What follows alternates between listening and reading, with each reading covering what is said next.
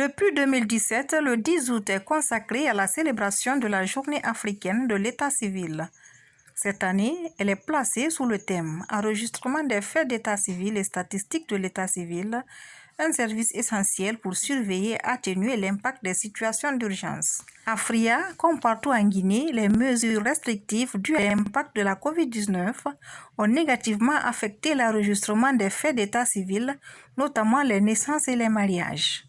Au dire du chargé d'état civil à la commune urbaine, il se portait mieux à Fria jusqu'au mois d'avril, date à laquelle l'administration guinéenne a été contrainte de se soumettre aux mesures sanitaires édictées par le gouvernement. Depuis janvier jusqu'à avril, ça poussait très bien.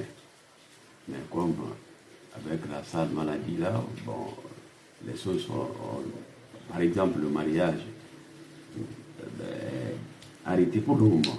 Les gens, ils le font, mais ce n'est pas abonnement parce que, vous savez, comme vous le savez, si on compare la déclaration de l'hôpital par rapport à ce qui est déposé à l'état civil, il y a une différence énorme.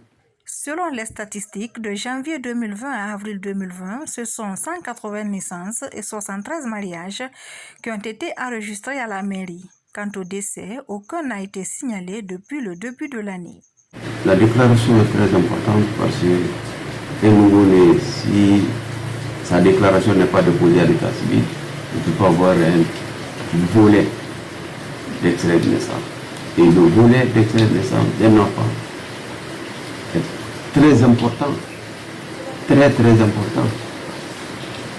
Si au défaut de ça, on fait un jugement, mais jugement, c'est au défaut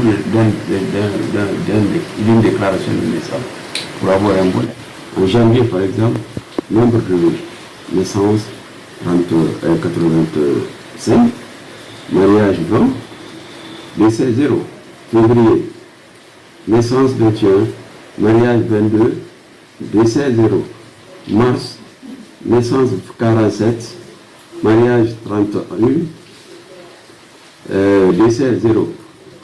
Avril, naissance 27, mariage 0, décès 0. Généralement, les parents se contentent de la déclaration de naissance délivrée par l'hôpital au détriment de l'extrait de naissance qui est un document attestant de la naissance d'une personnalité juridique. L'acte de naissance est un document important pour l'homme.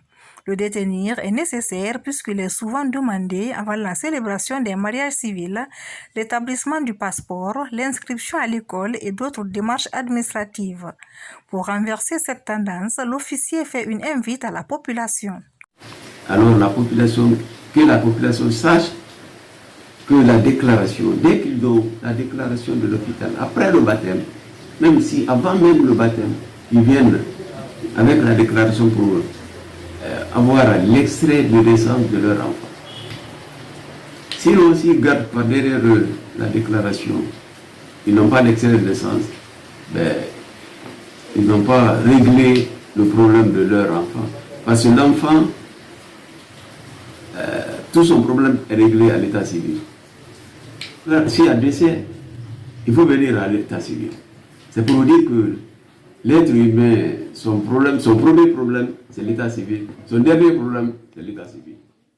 La célébration de cette journée du 10 août 2020 est, selon le ministre de l'Administration du territoire et de la décentralisation, une occasion pour les dirigeants de mobiliser les acteurs concernés et les citoyens à tous les niveaux afin de s'impliquer dans le processus de réforme et de modernisation en vue de doter la Guinée d'un système d'état civil moderne, fiable et performant, conforme aux standards internationaux et susceptible d'assurer un développement économique et social harmonieux et équilibré de notre pays.